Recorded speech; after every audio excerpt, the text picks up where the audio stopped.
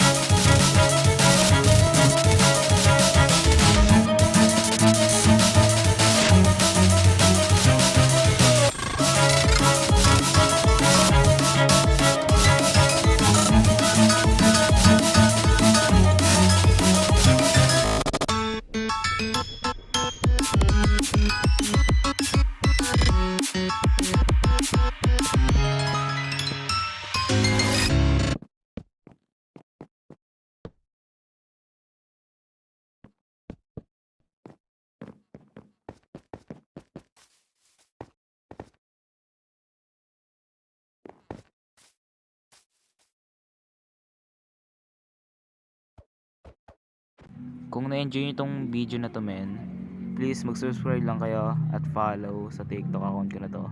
Let's go.